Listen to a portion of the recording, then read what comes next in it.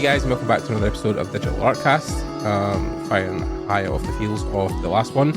I think really people enjoyed and engaged with Darren's, kind of talk and what he was aiming on about the state of the industry. But we're kind of zeroing back into our kind of bread and butter on the podcast, which is artists and developers in the games industry. Artists specifically for this episode. Someone who's joining the 2 Times Club because this will be his second appearance on the podcast. Yeah.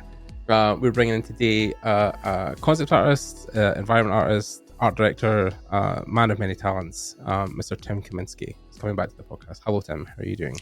Hello. How's it going? It's glad to be back. It feels like it's been like a whole chapter of my life that has gone by since we've last talked. It feels maybe even longer than it actually was, but I suppose there's been a lot happening since we last talked in the podcast.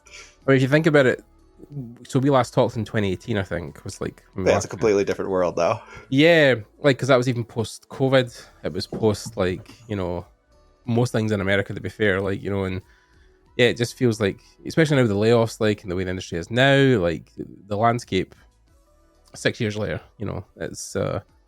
Yeah, it feels a little bit like a landmine with the landmine field with all the different layoffs and everything happening everywhere. So the last time we got you on, I think you were just like almost like on the cusp of leaving where you were originally to go live in LA and work at Wonderstorm. Where are you from originally again? Originally I'm from Michigan, but I've jumped around. I've been everywhere. I've been lived in Chicago and Georgia. I think the last where I was before was South Carolina. Mm-hmm. And I think when we talked, I had literally just moved. I remember being in my new apartment. Yep. And we had a chat. I think I was in El Segundo in LA. Right. It was right down the road from my studio that I just had joined, Wonderstorm.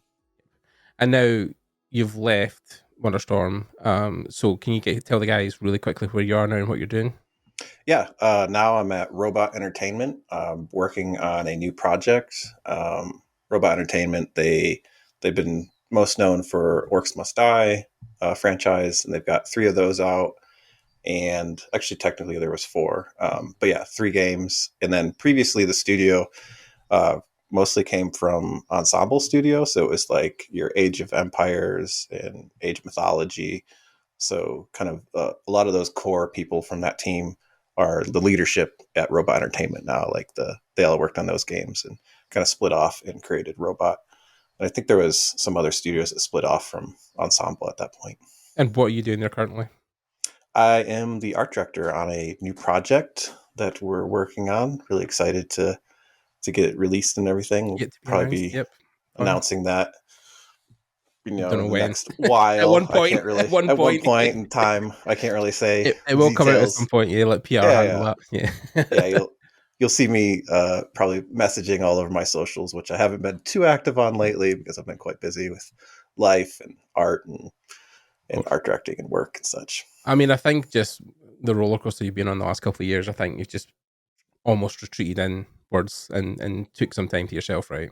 Yeah, I before I was pretty active on social media and stuff like that, and I took a step back. I felt like it wasn't like I was serving you well, not in a good space mentally, and my mental health wasn't in a great space. So I kind of took a step back and kind of refocused on just enjoying my life a little bit more, because I think my work-life balance and social media life balance was a little bit off. So I started to just appreciate, sometimes not doing things for a little bit, which I'm pretty bad at. I'm usually always try to do something. You're knee deep in stuff, try to get things done. Yeah. Even when I take a break from doing things, I'm always like, I find another thing to kind of like tackle on to. Like when if I'm not drawing, I got a piano, so now I'm learning music and I play piano and stuff. I was just thinking that's funny though, because we were literally just talking about that the other week, because we've been friends for so long. I was talking about, you were looking to get your teeth into something again, and I was like, oh yeah, my servers, they're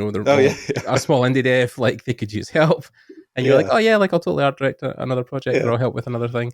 But like, so it's, I know it is a difficult balance. And the thing we'll probably dive into is, how social media is affecting us as artists, how I feel like it has changed. And, we don't have to do the usual bullshit, like, because we've talked to you about your career. That was the whole thing in 2018. We talked about where you came from, you're in the dev scene and building your own games and then getting into what you do. Yeah. So it's a thing now where we look at how the landscape has changed. Now, socials in general, I think it's like a dumpster fire at the moment. There's Instagram, Facebook, and everything else. I can name them all, but I'd be here all day. There's so many of them. Yeah. It's like Yeah, hard to there's know which one to use. And the reach as well. I mean, I've seen people who have like 1 million followers on their account, and their posts are averaging like maybe like 50,000 likes, engagement, something like that. Maybe 100,000 at a push. yeah, I seen a dramatic drop in engagement, and I don't know if it's accurate numbers, but I Mhm. guess the internet is like what 30% humans and the rest is not. So I Robots, kind of yeah. think bots have taken over a lot of these Someone talked platforms. about that about Facebook, and they were talking about how because there's so many bot accounts on Facebook through various means, but mostly political stuff, where, as we well know now, how Russia was involved with the American government's you're setting up with the whole thing with Trump. Yeah, It's a thing where like you find some sites and some groups where it's like bots answering questions and then bots answering those questions, but in a direct response that's opposite. So then they're fighting with each other, and then it's this endless chain of people yeah. fighting with bots, bots fighting with people. It makes it look Um, like this whole thing's happening, and it's just bots arguing over stuff. yeah, But one of the things, I know, a little bit of a tangent for AI, but when it mhm, was starting to come out, I was like, oh, it's probably going to start eating and consuming itself.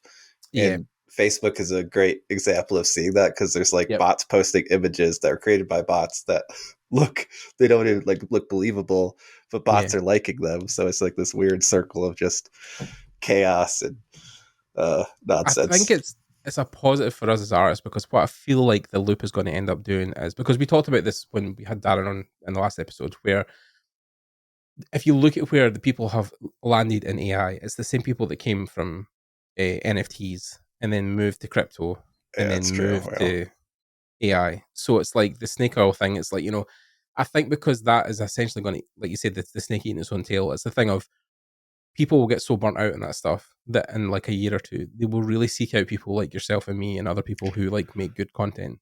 yeah, that's kind of what I hope, is that people get tired of things that aren't made by humans, and Hmm. then it brings back around that like need for humans. It might be a little while. Usually those cycles seem like they're like 10, 20, and 30 years. Yeah, yeah. Maybe sometimes 5, like seems like things kind of speed up I along think those. people are just burnt out in the internet. Like, I think the whole thing is like being online, especially during COVID, because that's all you could do. You had to be inside. You had to be online because there was nothing else to do. Yeah. Um, and Darren talked about it as well, and he was, he's a recruiter. I'm not saying he's not an artist and what he does, but like he in recruitment even knew that the thing that AI was lacking, and where we like I clapped at the end. He was like, it has no soul. It has no like warmness Yeah. to it. And I was like, yeah, like it is missing that human element. That's the thing that makes it art, is the soul of the thing that you pour into the Yeah, work it's you're the doing. experiences of the individual and their life and the elements they instill in that. Like when I'm working with a team, like I try to draw that out as much as I can. Like I don't want to like be like, oh, it's got to be just like this. I kind of leave a open area of like, oh, what can you do? And then I always get surprised in great ways where it's like, oh, that's a really great idea, or like they'll put some of themselves in there or the knowledge that they know from where they came from. So you always have like a unique perspective. And just because you know everything from like Mhm. a AI side doesn't mean it's going to be better.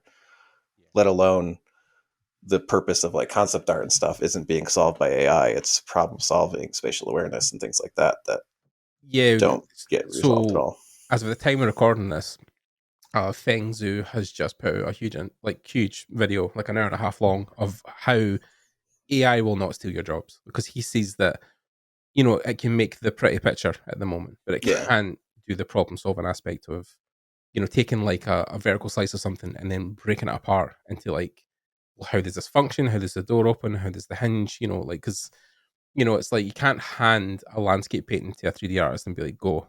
They'll be like, right, this is cool, but how does this thing work? How does this thing, when you turn it around, like, like even stuff like Yeah. turnarounds where people have. I remember talking to two concept art students 3 weeks ago, and I was reviewing their portfolio, and I said, you've got a lot of like what we call keyframe shots or key shots, where it's like, you're looking at the landscape thing. And I Yeah. think obviously with stuff like films, that usually plays a big part because you want a good visual identity in what you're going to Yeah. Like film. establishing shots and stuff. Yeah. But with games, because everything's so functional driven, everything has to have a function and a drive. I was like, this is cool that you built this weapon, but like, and the render shots are really cool and lights and stuff. your camera lots and stuff like that. But like, how does the reload chamber work? Like, how does the thing, how do they get the clip in? Does the sight turn it round? Can this bit be taken off? And they're like, oh, I never thought about that. And I was like, maybe if you'd done like a 3/4 as well, and maybe like showed the bit with the guardrails on, because that would be hard to model. You may want to break that bit apart and maybe like pull it off the model, then a whole like thing, like stuff like that. They're just not thinking about, and that's the thing where people, I think, through art books and ArtStation have been like almost poisoned, because they think like this now, that's what concept art is. Yeah, there's a lot of people think illustration is concept art, so they fill their portfolio with like really beautifully rendered, immaculate illustrations, character illustrations, and things like that. But it's like, oh, it's these aren't really the like nitty gritty kind of sketches and ideas and process, and nothing that would feed into a pipeline, basically. No, and then like for like an environment side, like our environment concept artists work so closely with the art team too, Mm-hmm. where it's like, oh, I did this concept, and then like the 3D artist will block it out and be like, well, how does that feel from like the player's perspective when they run around? And it becomes a feel thing. Like there's the composition elements as well, but it kind of comes down to like, oh, if the player is going to be playing in the space when they look up or down or over here, what do they see? How do we draw their attention? And right now AI can't do any of that stuff. So yeah, that's definitely a weak point, especially when it comes to things like level design, because that's like a whole other department that takes over from stuff like that and then makes the space playable, interactable. Yeah. Yeah. The big thing I see, I know we're probably got a tangent AI. Big thing No, I see though no. is people that don't understand art Mm-hmm. being like, use AI. Mm-hmm. And it's like, well, you don't understand the purpose of this. Like you're so far removed from it, and the artists are so deep into it that you can't even hardly talk to each other or understand each other, where it's like, oh yeah, look, it made beautiful pictures, you could use it. It's like, yeah, it makes beautiful pictures, but like Not functional. they're not functional. And on top of that, like the legitimacy of it, like Of making kind of something don't like know if like in a few years, if like a band hammer will fall down and be like, oh, all of that content is actually theirs. Yeah. Which is hopefully what will happen. But yeah. It's thinking back to even the thing that I was talking about back in like, oh god, like 2014 or something, when people used to say that they would open art books and look at concept art, as we now know it as marketing art. But like, yeah, like people would look at those big establishment shots and say, oh yeah, concept art, like the blue sky stuff. And I'm like, I mean, maybe like in the first, I don't even know, like 3 months of a project, maybe you're making like big bold strokes where it's like, this is kind of what the thing will look like. Maybe I'll have a purple sky, green grass, whatever. But then after that, you then have to dig into the hard bit, which is like, right, atmosphere, how does it feel, what inhabits the world, what the creature's like. Yeah, that's the stuff that, again, we talked about this yesterday, how a lot of these AI guys think that an idea man is a job in the industry. Yeah. When it's Everybody's really got ideas, but who could like coordinate and implement, discuss, and communicate those ideas. Yeah, even ideas wise, I mean, like you can always raise your hand and put your input, but by the time the creative director has got past that point of making the game design document, like a lot of stuff is pretty established. You're not going to be throwing even more stuff on top of it unless it really needs it. Yeah, so. And usually the idea people, it ends up becoming scope creep, and it's like, well, we have a team size of this, it's going to cost us this much, we have this much time, and yeah, like you're saying, the blue sky stuff, like that's all the pre-production, but happens pretty quickly.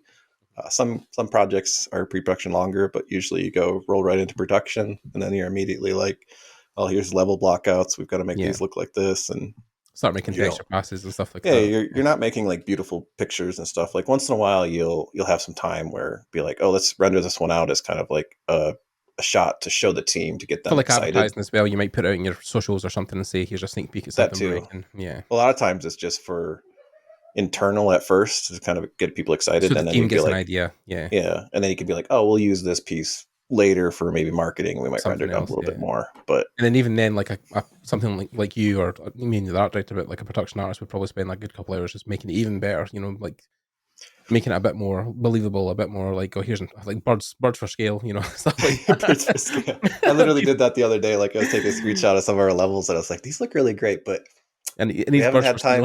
We haven't had time for the VFX artist to get in there and give us some birds for scale yet. So I was just like, little W's and V's, and and I didn't even notice it after a little bit. Everyone's just like, yeah, there's birds in there.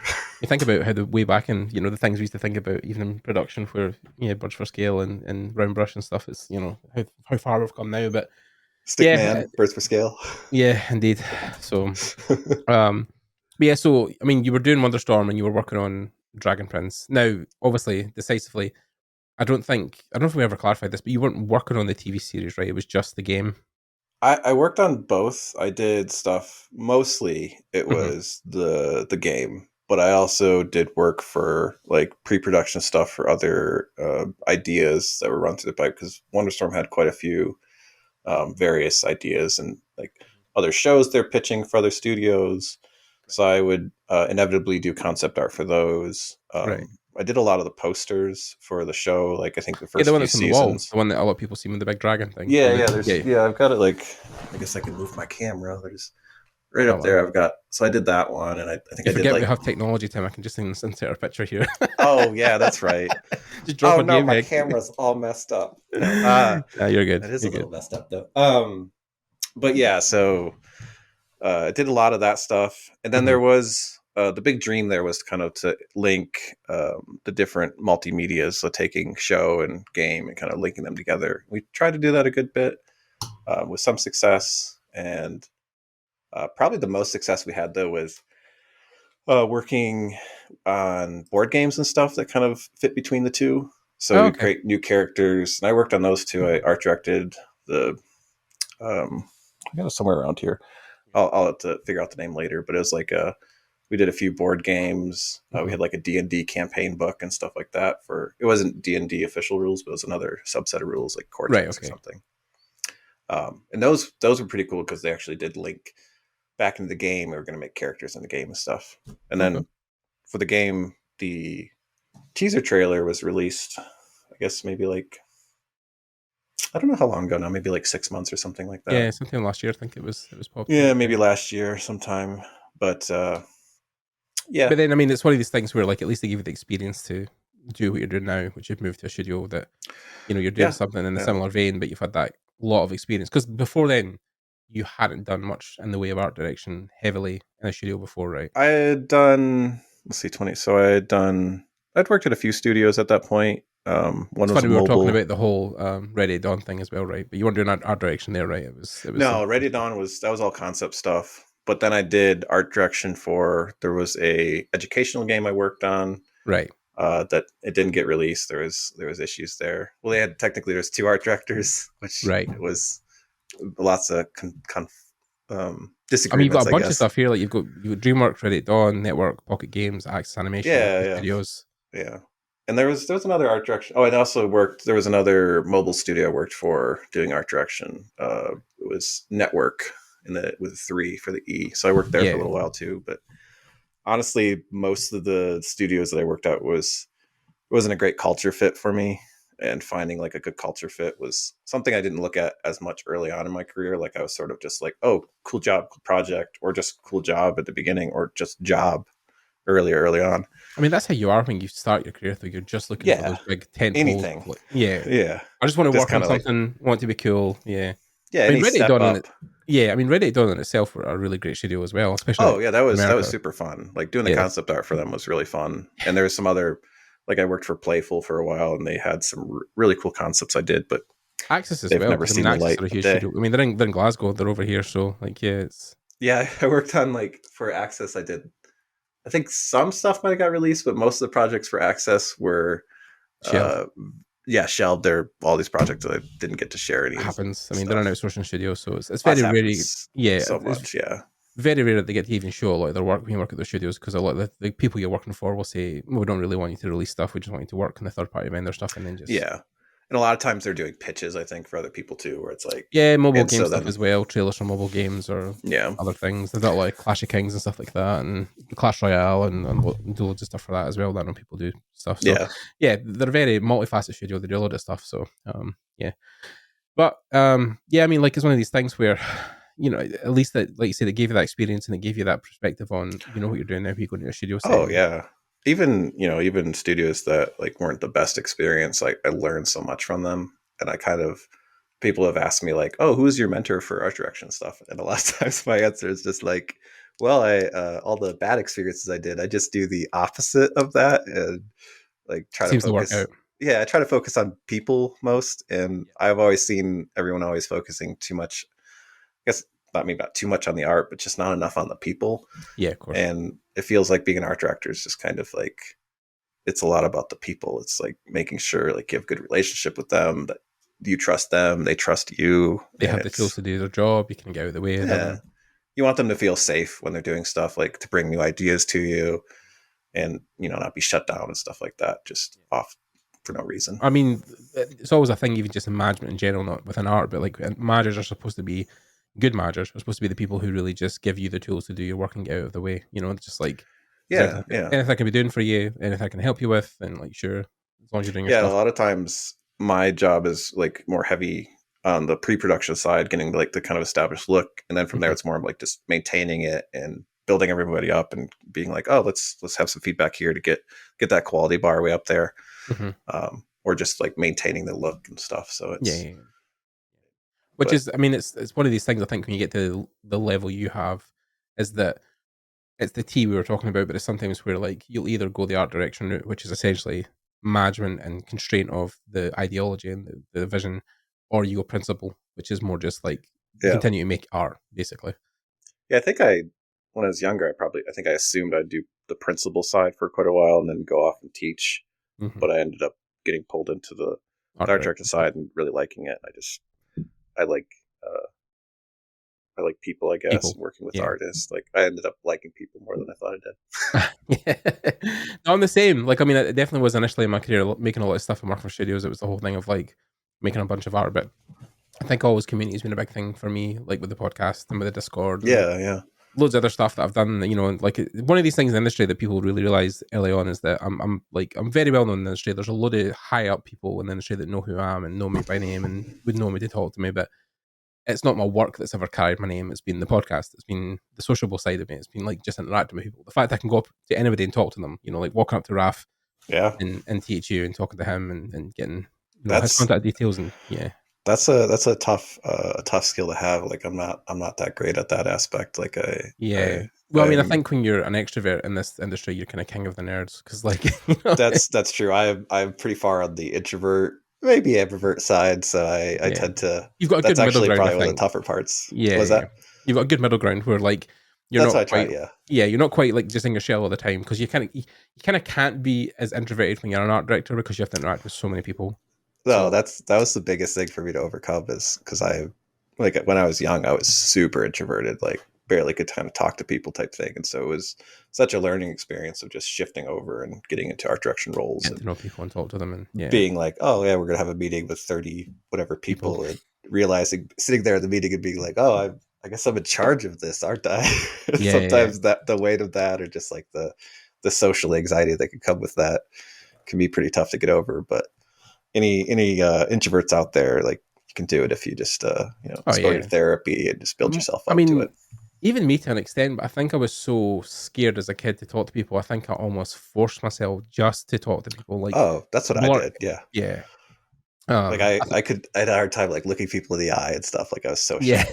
I was like, oh. I know it's funny when we think back now and I look at a lot of the TISM spectrum, and you're always looking at like, oh, eye contact. That's a total thing. Oh, right, okay, yeah. Like the more you delve into those Yeah.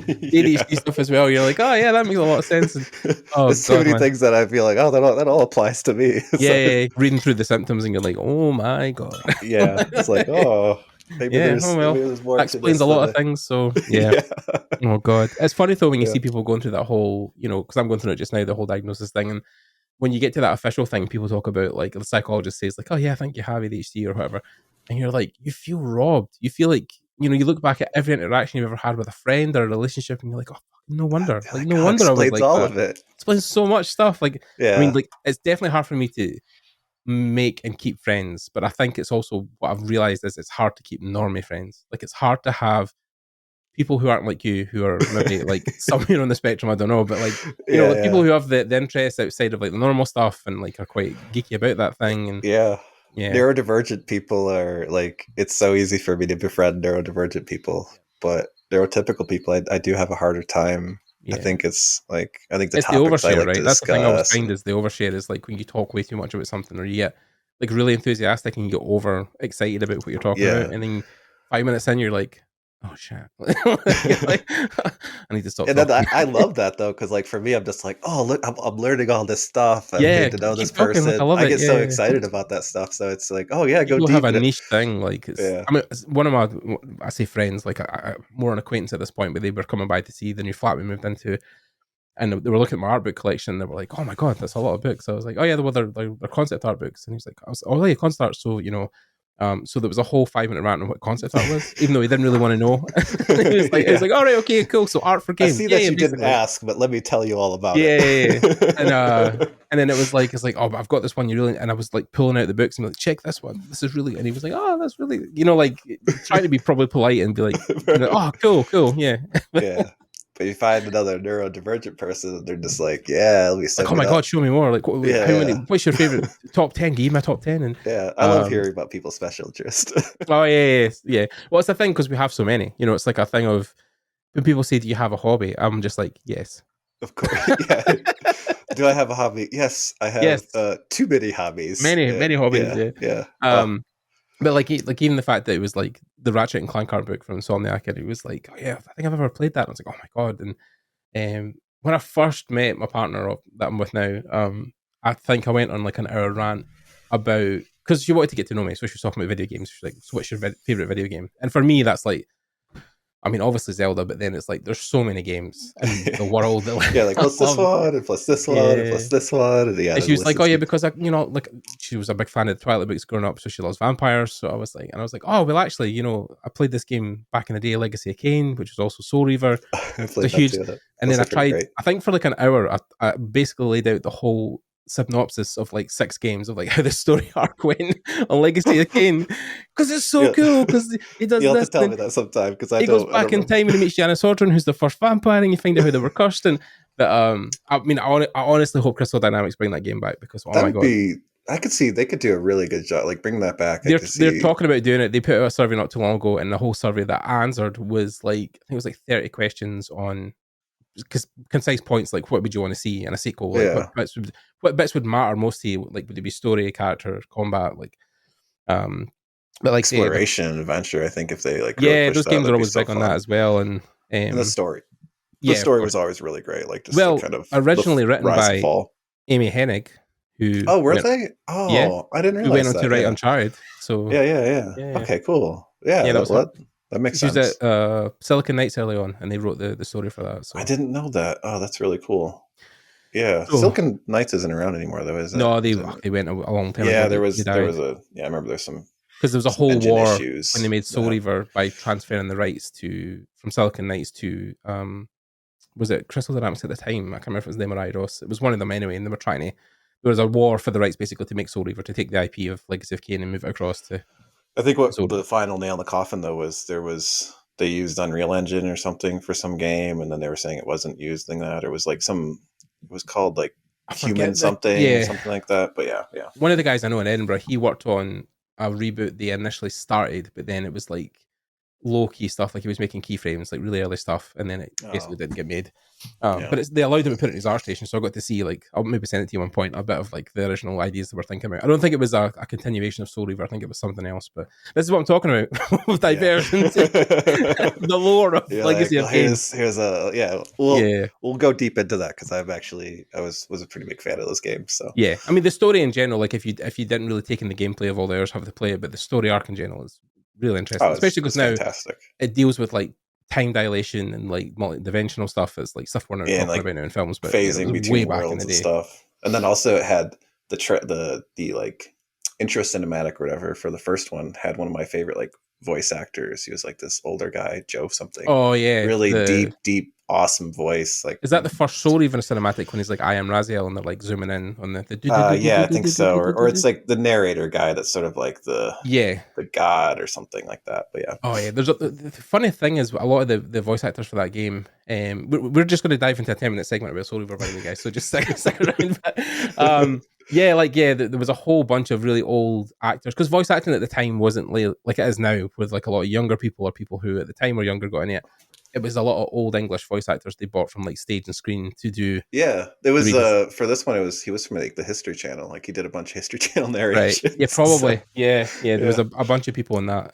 Even the guy who played Raziel at the time was fairly young. I think he was in his maybe early 40s, but he's kind of lived off that for a while because I've done a Mm, bunch after that as well. yeah. The same guy, like the feel of like Ratchet and Clank, because the guy who does Ratchet's voice was the same guy who done Titus, I think it was in Final Fantasy X. Oh, okay. Yeah, yeah. So he got a bunch of work off that as well. But yeah, the games industry has definitely changed, and it now works must die because, like, obviously, we talked about how you've not really worked as much on the games, but like you guys have like this protagonist thing now, and it's a whole thing with him as well. He's a whole character, and yeah, it's been a whole thing of like the main characters getting this whole like large of life and almost like animated stuff like from animated movies. It's becoming a thing now in games, and Yeah. so yeah. But like I mean, you went from back on track. You you went from Wonderstorm and working on Dragon Prince. And Dragon Prince, of course, the story was great, and a lot of the guys who worked on that were the original team who worked on Avatar Last Airbender and done stuff for that as Yeah, well. like Aaron Ehasz and stuff was one of the Yeah, founders of the studio. It was really great working with him on some of yeah. the The writing voice of and stuff like Sokka that. originally, who Yeah, then was yeah. on Dragon Prince as well. But then yeah, so you left Wonderstorm and then went to Robot Entertainment, who are doing Numbers Must Die. Was that a thing where they reached out to you, or did you reach out to them? So this is actually the first. So I don't know if I talked about this before, but all my all my previous jobs I didn't apply for. Right, Like people because you're came too to me. fucking good. That's what it is. Well, the reason that happened was it was more because I was so shy and bad at interviewing. So I was like, Right, I'll just make a really cool portfolio that speaks for me, and right, it yeah. worked out. But this job I had a friend of mine. She reached out to me, and she was actually working at Robot Entertainment as well, and thought it might be a good fit. They were looking for a new art director, and I was looking kind of for a new studio, a new cultural environment, everything like that. Because you talked And even about how LA at the time you weren't really digging like the LA vibes as well. early vibes of No, the LA, Los Angeles, and in oh general. oh Yeah, well I love LA, but there's some aspects of LA where a lot of people you meet in LA, probably not the LA natives, but like the people that moved to LA, yeah. Because nobody in LA they is from LA. yeah, there's like I have the best friends I've made in LA are LA natives, which are kind of harder to find and Right. all. Yeah. Neurodivergent, Yeah. Of obviously. course. Yeah. Yeah. But it kind of feels like in LA, everyone that looks at you, they don't see a person, but they see a ladder that they can climb to get to somewhere Something else. else. It's like, oh, you're a fine ladder. Like the amount of times where I'd be talking to people and they'd be treating me like a human, and then they would ask like, "Oh, what do you do?" Which is such a common LA question. Yeah. Which I mean, it's a general question too. Like I like to hear Yeah. what people are doing too. But now But thinking about how we think about society is kind of like a weird thing to then be like, because you judge people solely on what they do for work, right? It's weird. yeah, and like to me, when I ask that question, I'm just like, oh, I want to know what you're into and what Generally you just like to do. interested. Yeah. Yeah. But when it's asked in LA, it kind of means like it's like, oh, are you a ladder I can climb? And I've been at like Halloween parties and stuff, and people are like, oh, what do you do? And then they go from like kind of like disregarding you or despising you to like just fawning, and like suddenly you're like Yeah. it feels disgusting. It's Because so gross. technically, even though you've done more game stuff, like Dragon Prince, and again, because you've done more game stuff than that, but like it was on Netflix at the time, right? So Yeah, like yeah. So yeah, people you see could that. yeah. Yeah. People Yeah. would see that, or even just hearing the title art director, Art director, right? Yeah. people would immediately just shift the way they talk to me, and I'm just like, this feels gross. Because Like art I directors didn't, also work in film sets. So yeah.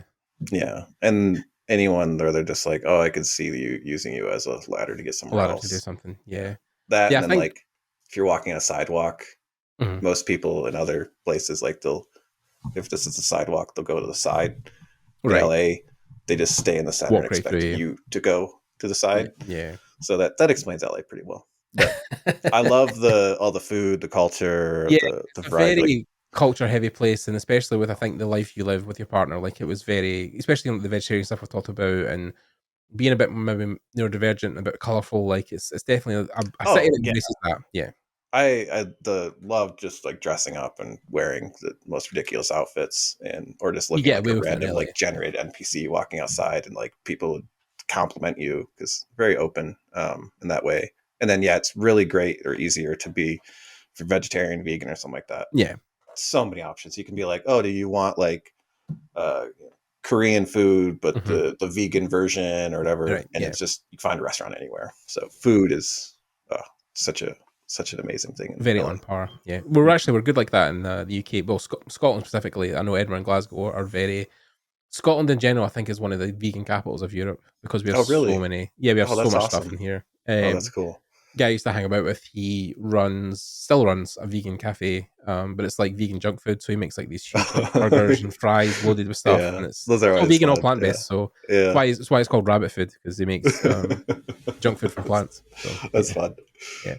But yeah, so LA. So I mean, but then you've moved the games because now you're where you are now. Obviously, Robert Entertainment's it's in Texas, right? Yeah, so the Robot Entertainment, the studio is set up in Texas. We have like we call it Treehouse, like hangout studio. Really, it's just like a few people hang out in there, work from there. But we'll do events and I'll come visit. But we're all over the country The country, right? and um, all over the world. Really, we have some people International in workers as well. Mexico. Yeah, we're international. Uh, like we've got East Coast, West Coast, North, South, and then also other Any from like countries. Europe and UK and stuff like that, or No one in Europe, UK. We'd be willing to work with people from there, but just we have just someone from South America right now. But in the past, other studios, I worked with lots of people from yeah. Europe and UK. I think the remote culture is definitely like becoming more of a thing, like as COVID has Oh, it's shifted. fantastic! Like, yeah, Yeah, well, I kind even of you, because like you said, like you're not in Texas essentially. That's what we can say is no, yeah, yeah, I'm I moved out of LA. I'm up in a mountain now and just working off the forest, and so it's I love definitely your the vibes. remote Yeah, thing. I don't really understand why there's this push to go away from remote now. Like I'm like I think the world's changed enough. We should just accept it and let people have more I time with think their older families. studios, maybe people who have grown up with that culture in the '90s and 2000s, feel like Oh that's yeah, it's really the hard for only them way you to let can go be. of it. Yeah, Yeah, but like our studio, everyone loves being remote. Everyone sees it as such a positive and kind of like it's the work life balance is so much better. Like you don't well, have to no commute as spend. well, because like Yeah, even the commuting in LA commute. is a fucking nightmare. Yeah, Yeah. Like when I was in LA, I would try to like move next to the studio so I could just walk there and be like 10 minutes or whatever. But remote is just like if you use communication like a Miro board or something, you can all communicate, jump on Discord. We have all the tools we need, and we get to spend so much more time with our loved ones, our pets, all those things too. Which to me, the older I get, the more important that becomes to me. yeah. It's like everybody I know who works either for Riot or Blizzard has to move within 5 minutes walking distance of their studios because Yeah, yeah. they kind of pulled that back in. Like I think they still have some remote people, but it I feel like that was really shitty of them to do. Like it felt like they Blizzard particularly, I think they were really on top of that of like bringing people back in, but I think that might be changing now given the new management. I don't know. I don't know too much about it, hopefully, but yeah, because it just seems to me it seems like it's a older waste way of of so working. many things. Like it Yeah. costs more to Especially when they live. have contractors who work internationally, like across in the UK and stuff like that, and in Europe. Like it, Yeah, I don't know what the need is for teams to be on site all the time. I mean, it's fun, don't get me wrong. Like I think you can do so much of that where you are remote and you eventually need some kind of human contact. So like you say, you'll go to events or you'll go to things where there's going to be people in the studio, but you don't need it like every day. As yeah, long as you can get yeah, that fixed now and again, maybe once a month or something. yeah. That's kind of what we do. We the studio flies me into Texas every once in a while. We get together and have like leads meetings or if there's like a big event where we're sort of like kicking something off or a launch party, things like that. Right, because you're Which not bad from where you are. Like the flight to Texas was a couple hours or something. yeah, it's just a couple hours, but I hate flying, so Oh no, I'm not great but either, but hey ho, that's another story. yeah. So now you're a robot and you're doing your new project. So like, what did you feel like it was about the culture for robot that made you want to move?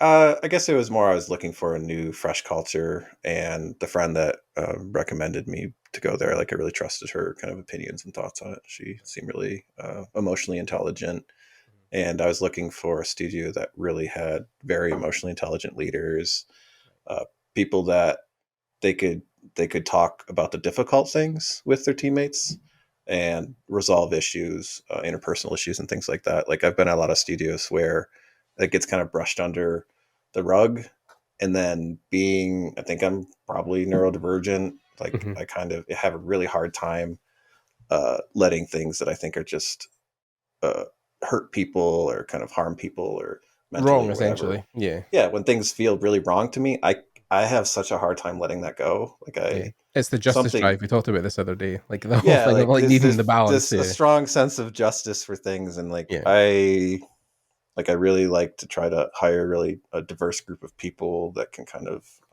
bring all new ideas and stuff like that. It just felt like those people in a lot of previous places weren't really heard out for problems, planning, and things like that. So I wanted someone that I felt could, or a studio that I felt could really hear me out when I'm like, oh, hey, we have an issue here.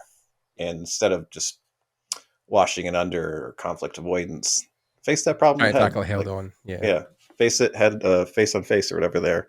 Mhm. Because to me, a lot of those interpersonal issues, they can start very small, but they kind of like They grow. cloud out like a mushroom cloud and kind of hang over you, and it just affects I mean, everything. that's the whole reason that like Riot and Blizzard were going through what they were going through, because that stuff was Yeah, just ignored for so long. Like people just, it's yeah, and the longer you ignore it, the worse it gets, the yep, worse it feels, and then like yeah, it's just so rough. it's difficult. Yeah, And because you don't want to. I don't know, and maybe people have this thing about. I mean, because a lot of the people who run these studios and a lot of people who were high up were nerds originally, or people who founded these studios because they wanted to make yeah, games. they usually went up through the The the ranks, brackets yeah, and stuff, the and then they ranks and maybe whatnot. haven't had to deal with conflict in a way that that most businesses would. Because I mean, like the thing is as well with I just talked with Darren the other day about how games essentially were born when I was too, right? So in the 80s, like gaming was becoming a thing. So Yeah. for an industry to prop up around that overnight and be where we are now, we're really lucky to have the jobs we have, I suppose. But at the Oh same yeah, time, it's such a young industry. yeah, so much is getting figured out. Like unions and like sexual harassment and HR and all that kind of stuff. Like that's it's Yeah, the growing pains of the industry is what we're going through at the moment. I feel yeah. that's the thing that A we're lot of getting. the like the I feel like there's just like some social things even outside of gaming that I think could be need to be worked on to make working environments a better place for everybody too. But Yeah. gaming was seemed like they're lagging behind even further than everyone else. When I got into the industry, I think years ago, I always had this idea that it was so open minded, and then because you make games and it was creative, that it would be Yeah, a place where people would feel safe and would be, it wouldn't be run like yeah. most businesses. Yeah, Yeah, that's what my kind of thought early on was too. And I immediately, like some of the first studios, I ran into issues where it's like I'd have a cast of characters that were diverse, and they'd be like, "Well, let's remove all these characters that are diverse. Let's focus on all these white characters over here." And I'm just like, "Oh my god, like yeah, really? yeah. Are I you know. saying what I think you're saying to me?" And Yeah, sometimes it's like it's just mind blowing yeah. how like they try to act so nice about some of these things. It's just like, Yeah, yeah, yeah. oh, It's okay. such a balance, though, I think, within games as well, because you want to be diverse, but not diverse for the sake of it. You want to make sure that Yeah, you want it's to be authentic. Yeah. you don't just Yeah. plot people in for the sake of like ticking that box, of like we are Well, yeah, diverse. that's the thing too. I think a lot of people they assume when that's being pushed or whatever, but like when I'm thinking about it, I'm trying to represent the people that I know, That work around you. Yeah. yeah, like the people I work around, my friends, the people that live around me in LA, like all that type of stuff. Like I'm trying to represent what I see as humanity, and I think a lot of people are like, "Oh, you're forcing it and pushing it," but it's like, no, It's I just the way think the it, world is. We don't live in like a really homogenous culture, unless you live in places like Japan, where like it's mostly Japanese people. yeah, And it's a thing like in most Western civilized worlds, especially places like LA, where it's a hub for just creativity in general, and yeah, everybody goes there to make their break into film or games or whatever. exactly, yeah, Yeah, you have people from all walks of life, all different genders, sexual yeah, exactly. orientations. So yeah, And I think it's really important to represent those people in media so that the next generation can see themselves in media and see themselves so they can feel like they can reach out and either do that or yeah. feel more confident in themselves or feel less hated or whatever it is. I think just that representation is super It's just that important. feeling of seeing the character on screen that represents you, and you're like, oh, Yeah. that person can do it. So like, Yeah, exactly. yeah, Like you and I, our whole lives, we've had endless amount of games that are we are represented in over and over and yeah. over again. So it's like I don't think we need to keep Time for someone else to, to yeah, take the floor. it's time for some other people to to It's have representation. like Bo Burnham when he done the inside joke, and he's like, white people have had the floor for like 400 years. Maybe we should just shut Yeah, the fuck up. exactly. Yeah, I yeah. don't want to do that. It's like, but I'm bored. yeah, I'm bored. Yeah, but it's one of these things where like, yeah, it is 100%. Like, oh my god, just thinking about that song as well, where he sings about the Aladdin costume.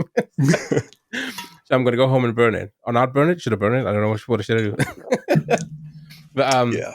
Yeah, but as a thing where like it's a thing that needs to be addressed and it has to have a balance. But again, it's the overcorrection of like the industry being so young and trying to get things done and really like force those things in only because for so long the doors have been shut to that stuff. So people are trying to really just Yeah, push it through as much as they can just now until then it yeah. eventually balances out again. And for So me, yeah. it's not even like I when I hire, I try to think of that same aspect of diversity. So I want to represent it on my team and Mhm. externally. Sometimes you can't always do that. Like I inherited a team more so when I moved to Robot Entertainment, and they're all fantastic. Like I've really gotten to know them, and it's been really fantastic. But like even that was kind of a new experience for me because I most of the studios I've worked at, I started as like the artist, and then it's like okay, now build the team and hire everybody, and interview everybody, so you really get to know and get to know everybody in the opposite way where they're getting to know you and you're getting to know them. But in this situation, I was kind of like tossed into the mix, and it's like, well, here's your team. I might have to hire a few people here and there, and but yeah, so that was another unique experience with moving to Robot, where it felt like it was just another challenge I hadn't faced before. And now, the way the landscape's looking with things like AI and obviously like, we talked about early on about how that kind of sits and, people with portfolios and I'm just wondering how the games landscape's going to look in the next couple of years and thinking about, what will be the skills that are needed and, and I think it's interesting with the tech sector because I mean tech in general because half the jobs that will be needed in the next 5 years don't even exist now. Like things just prop up because they become a Yeah, job out of necessity. Um, Even like people who are now cultural experts that work on teams because they need the aspect of something representing the game.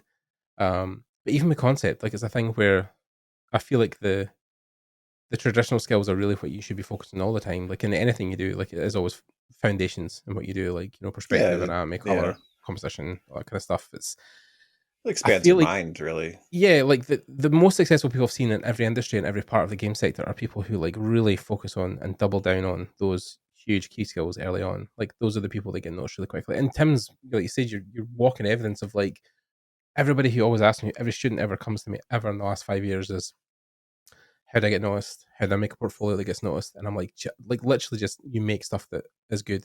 If your Yeah, you portfolio make is good enough. stuff. A lot of times, I think the mistake I see is kind of like people are trying to make stuff that appeals to other people, and I think that's or Oh my appeals to god, like yeah. they're trying to be too Well, yes. broad and open to it, and that ties into the social media thing too, where you'll be like, oh, Yeah, this got a lot of likes, so I'm gonna do this now, and it's like that can 100%. lead you into places that you end up not really liking what you're doing, You and have to be true to yourself. You really yeah, have to be. exactly. The most impactful stuff that I felt like I've done is the stuff where the personal projects Mhm. where I just went off on a, over here and started building a story and was really cohesive about it and tried to just keep building that up. And it's my own thing. And it was that's what got me noticed.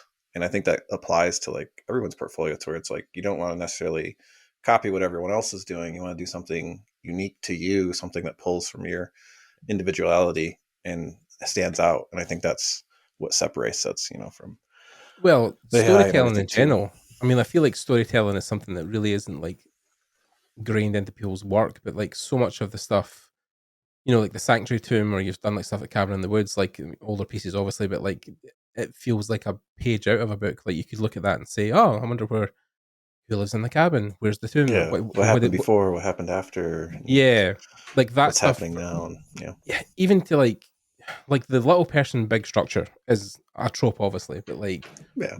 the storytelling aspect of someone looking into a piece and being like, "I wonder what's going on like behind the scenes." Like when even like in the cabin in the woods, if you even had like a little guy with a torch at one point, and then people are like, "Oh, like someone's going to investigate the cabin."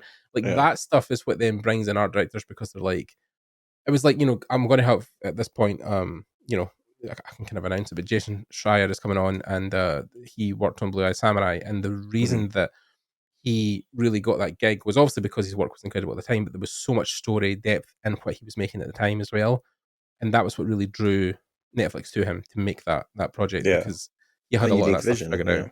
Yeah, yeah, it's something I think missing from most modern portfolios, and it's it depends who you want to work in as well because even within concept design and 2D, there are so many jobs, between storyboards and keyframe design to like the blue sky stuff. But then if you want to do concept design, it's like you've got more prop stuff, environment stuff. There's a whole like deconstruction happening there with the stuff you build. But Yeah, everything but you do every should be layer true. of that should have story. It should Yes. have purpose, meaning, And should story. be true to you as a person. Yeah. Yeah. Because I mean, one of these things is that I feel like is if you're not really pushing that button early on, when you get to the roadblocks of crunch, if you have to go through it, or like projects that are really a bit longer, or maybe it isn't something you really want to work on, like if you have that ability to be doing something at least you really enjoy or that speaks to you as an artist, that will really like help you through those harder moments. Like I listened to an interview with Lady Gaga when she was on a radio show. There was a clip, it was only a couple of minutes long, which she talked about how artists don't really even need like discipline or the hard work aspect of what they do. What they need is perspective. It's the thing where you need to have a vision of like what you want to be as an artist, as a person, and that will hopefully keep you on track. Because if you jump from one thing to the other for what people like or what people think you should be doing, which I have been guilty of for so long, try to copy the Last of Us 2 sketches that came out at one point and try to learn Blender because everybody was learning it. Like, Yeah. you have to really sit there and ask yourself, do I want to fucking learn Blender? Do I even want to learn Blender? You know what I mean? Like, Yeah. you really like, I went back into Maya and done that whole thing the last couple of weeks because I was like, well, I'm good at Maya and I'm really quick at it. So why the fuck should I just not use that? I mean, it's like, just do whatever. Like, I know a woman who runs a studio called Athena Studios, and it's like she does all her concept art in Unreal. But she was like, I was so sick of like drawing, I didn't really want to do that, but I knew I was good at 3D and I really loved Unreal Engine. I was really quick at it. So I was like, fuck it, I'll just make Yeah. concepts in that. Whatever. You know what I mean? Yeah. Like, I mean, for me, I struggled with perspective here and there, so I used a lot of 3D, and then the 3D helped me learn perspective better, and I inevitably just like walked away from the 3D and stuck with 2D for the most part. But I'll probably go back as well. But a lot of that was more chosen to kind of fulfill that goal that I had up here. mm-hmm. That to me, it's always an ever moving goal, but having that goal and kind of sticking to that, being like not like wavering maybe to trends as much and kind of flip-flopping, and that's always the most like responses and impact I've gotten has always been the stuff where I've really just like been true to myself. And I mean, it's the most common complaint you see with people with portfolios, how you'll look at a portfolio and you'll see like a bunch of environments, because obviously this art station thing, and then like, some people are like, oh, that's great, do you want to be an environment artist? And they're like, no, not really. Like, yeah, that's always only put work you love in your portfolio. Like, it's as soon as you get an offer to get hired for someone, and people are like, oh, so it's an environment work in your portfolio, do you want to get paid for it? And they're like, not really. Like, I'll probably take the gig because it pays money, and then you end up with more professional stuff that you've done as environment, and then you're even further in the rabbit hole. Exactly. You can't go back now. Because even I was listening to Adam Duff talk, and he was talking about, Lucid Pixel, he was talking about he has a mentee at the moment, and she was like, yeah, I really want to do some creature and character work, like that's a whole thing I want to do.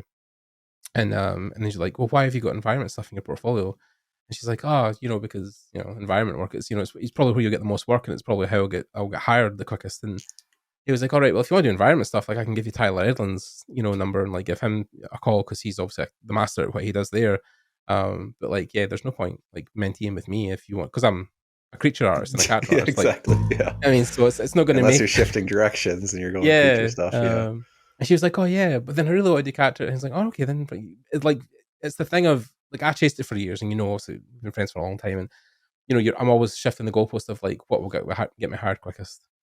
Yeah. And nobody really, or even not me, have sat down and been like, what do you want to do, Gordon? Like, what do you want to do? I think that's I always, my saying is slow and steady gets the spaghetti, and have that goal and just keep chipping away at it. And it feels slow at the time. It feels slow at the time, but if you just keep going towards it, you'll get there. And it's so easy to get, fall off track and be like, oh, I'm going to go do this or go do that. And although, right now I feel like I'm in a little bit of one of those spots where I'm really interested in this thing over here, and this thing over here, and this thing over here. So maybe something's new on the horizon for me. We'll see. Yeah, it's one of these things where I think you try to fill the blank space in your life with something interesting, because you don't want to maybe sit in the emptiness because it feels like a bit like too dark, because you're like, oh, I'm not really doing something I can. Because I feel like I talked about this with not even the neurodivergent stuff, but even being a creative, right? Being a creative person.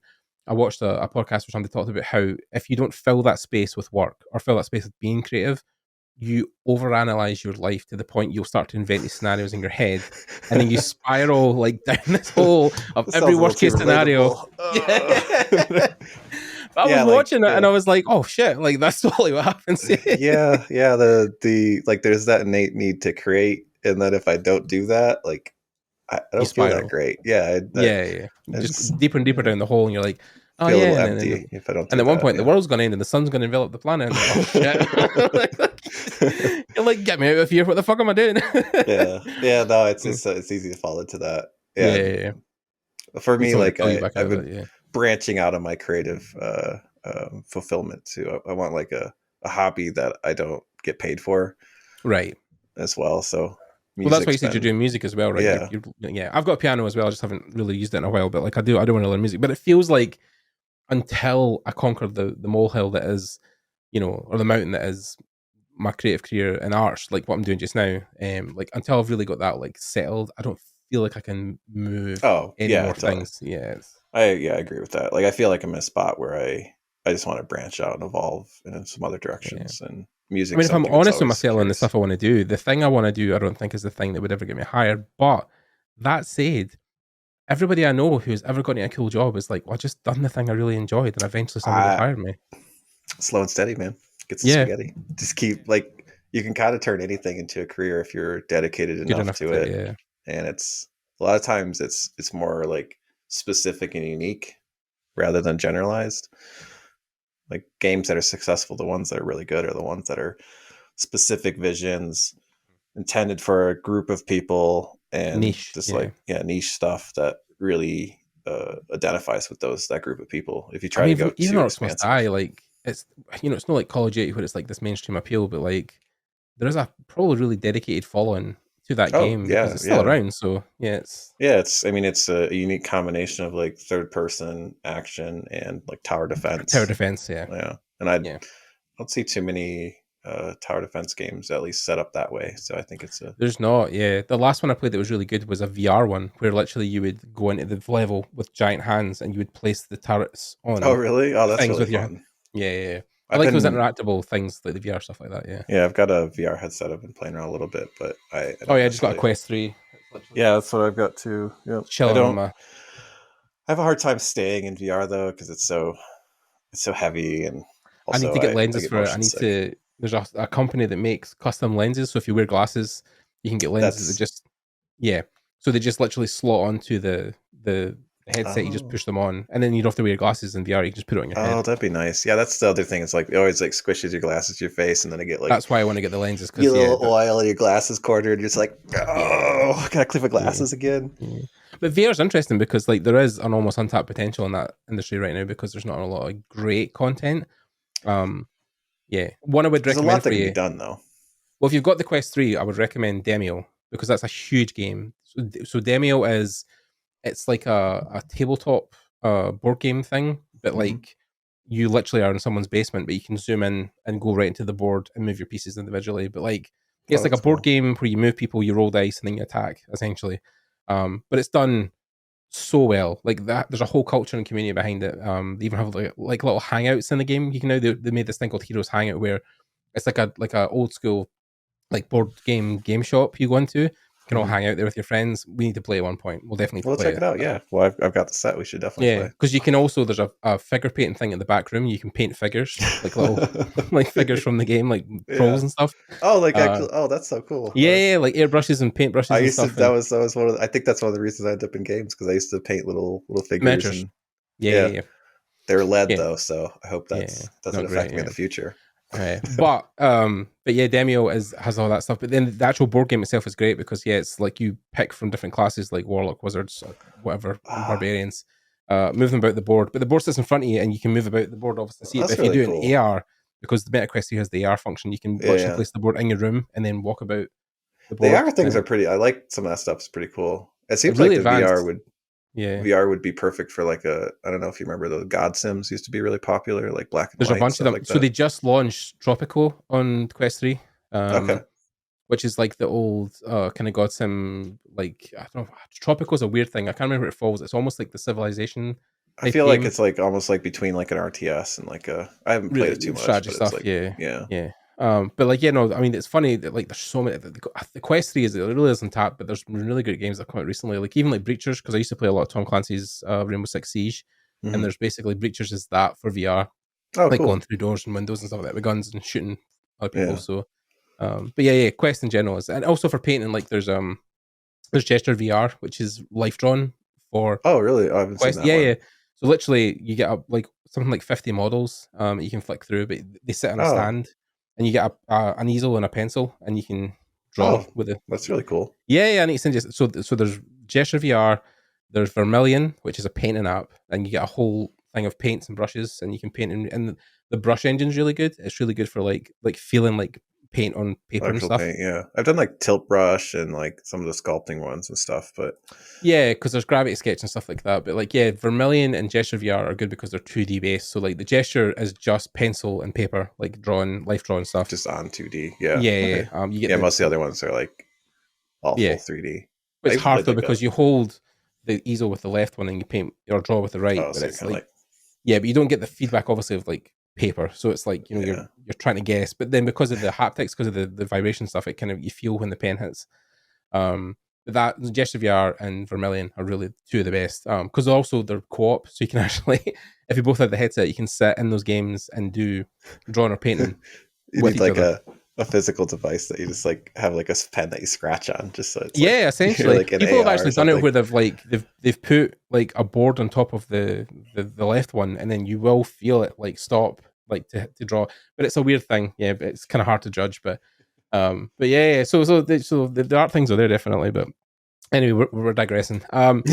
So so yeah, so you've Pretty caught up. easy. You're a robot now, and yeah, we've talked about like AI, we've talked about portfolio and things that mean much to you. So I think that's a good place to wrap up. I think Yeah, we've yeah. kind of Oh, covered. there was some other things I've been working on that I was going to mention too. Like I've All got right, yeah, yeah. one of the big time sinks that I've been just kind of sinking all my time into is taking all of my art, making new art, and then making this whole like art lore book where it's Oh, sort your of book, yeah, of course, yeah, yeah. written kind of in done from the perspective of someone in one of my worlds. Okay. And then I almost want it to be kind of like I don't know when you're a kid, did you ever get those books where it's like dragon books or like castle books and you'd get in like just like sink into it and Hmm. they're really powerful and meaningful to me when I was younger and I Yeah. kind of want to take that and create one out of my world and everything Right. Yeah. which could inevitably turn into something else. But for me, I think a book sounds like a fun project. Like I want something kind of physical to outcome from this, and Yeah. I'm doing it's something. pretty far along. So Yeah, I'm doing something similar to that. I think we talked about this point where I'm playing. If you guys you hear about it now, obviously you might even see it at this point in the podcast. But I'm filling a sketchbook with drawings from Legend of Zelda in the sense that I'm playing the game and then filling in a and journal. then drawing Yeah, as you go through. like Oh, that's from the really fun. perspective of like Link and what he's like. He finds the book in the shrine, Oh, and then oh, that's he's so writing. cool. Yeah, Like yeah. when he comes across stuff, he's drawing it and being like, "Oh, this I found this thing today when I was walking." So like, yeah, Oh, I'm that's doing. awesome. Yeah, that's kind of how mine's done. Like I have like there's like a character that this other character is following that's in the world and sort of Yeah, kind of this uh, figuring out like what the story is and then letting people kind of interpret that. It's they been really done fun. there was a painter I knew done that at one point where he made a whole book basically on like because people had really done like Earth to death, but he talked about how like when painters used to go around the world, it used to be a thing where they would find they would paint what was in front of them. They go around the world and paint what was in front of them. Then photography became a thing, but he tried to do it where the book was basically about someone landed on an alien planet and then they painted everything they saw on the alien planet. George something, he's a British painter, but very famous for sci-fi novels and stuff like that. But he done a whole book like that. But yeah, I'm doing it from the perspective of like Link just walking around the world and then finding Oh, things and that's then drawing. awesome. Well, I look forward Yeah, to seeing so that. yeah. But then yeah, so you've got your book, and then like, are you doing anything with your game also? Like your card game, Moss? Is that still Cycles of Moss. Yeah, that's on a pause right now. There was some differencing of opinions with my business partner, so technical difficulties? I'll Yeah. yeah, technical difficulties. I probably if I redo it, I might do it as a different type of game, but using the similar art and stuff like that. But I haven't decided where I'm going with that. Um, I do have some ideas around it. I just haven't like had time to Executed on them yet? Yeah, because you're also execute them working a yet. full time job, so it totally makes sense. Yeah, you're Yeah, trying to and I just moved too, so I'm settling again, focusing on that, settling in a lot, and kind of just putzing chilling. around with different things here and there. Still Awesome. drawing, but not as much as I want to. I want to get back into doing I'm some the more same. I'm sketching. trying. This is why I'm doing the Link project because I'm trying to like force myself to sit down and do something cool, drawing wise, like just Yeah, to get the muscle working. So yeah, yeah, ebb and flow because I'll get burnt. I usually burn myself out is what happens. I go because you too draw so hard for much. too Yeah, long, draw too much, which it's hard to find that balance because like when you're on that cusp of like, oh, this feels really good. I'm drawing tons, loving all I'm making. And then you get to that, like, the edge of the black hole, and it sort of pulls you in, and you get stretched out, and you feel way burnt out. So I'm really bad at repeating that, so I'm trying to be more balanced. Yeah, I think it's also the thing where, like, in modern day culture, you feel like you should be doing, like, every part of your day should be filled with something. Like, doing something. And that doesn't have to be true. Like, now I'm, let birds show up outside my window, and sometimes I'll just sit there and watch birds show up at my window. And you need to get one of those feeders. Oh my god, there's one where it's like you stick it to the glass, but then it's like a little box that goes out the way, but then it's a clear box. I want to get those because we've got our 2 cats, and they love watching the birds, and I want to get one where it sticks out. Yeah. Or there's one where it sticks in, and then the birds will come into the window and then, like, eat the food and stuff. Essentially, yeah, like you put a little bird food in the side, and then have to fly inside it, and then or it's like it's opaque on the outside, so it keeps the light out, but then the glass is obviously flush with the glass, so when they come in, you can still see them. Someone done that last year, and 2-way mirror. They filled it forever, and then the birds ended up coming and making a nest and laying eggs and everything, and like filmed them, like the chicks hatching and everything. I was like, oh my god, incredible! Like making little mini nests in their windows. It was incredible. So yeah. Awesome. Cool. Right. Okay. So if you guys have made it to this point in the podcast, thanks for staying on and listening to us rant about fucking everything. I don't know what we've not talked about at this point. Like I say, KNAI, VR. But yeah, maybe like I think it's a podcast. Huh? I mean, yeah. Who knows? Something might be cooking in the works in the future. We don't know. So me and Tim have talked about doing another podcast. We're not sure about what it's going to be or what it's going to happen, but I think it would be a cool idea because we have a lot of the same mindsets on things, so it would be cool. Yeah. Have a back and forth. So. But yeah, so if you've got to this point, thanks for listening. Thanks for Tim for coming on again and giving up his time. I know this is your lunch hour and it's really into your work, but it was great that I got to catch up. Yeah, it's fantastic chatting, and if anyone wants to find me online and stuff, I'm at Random Spirits at pretty much all the social medias, and like timkaminski.com for most stuff. So usually pretty easy to find. But I'll leave all the links and stuff down below. You guys can find them pretty easily enough. So technology. Check them out. Yeah. So again, definitely for hanging out. Thanks to you guys for hanging out and for Tim for talking. And we'll speak to you guys later. Bye. Awesome. Bye.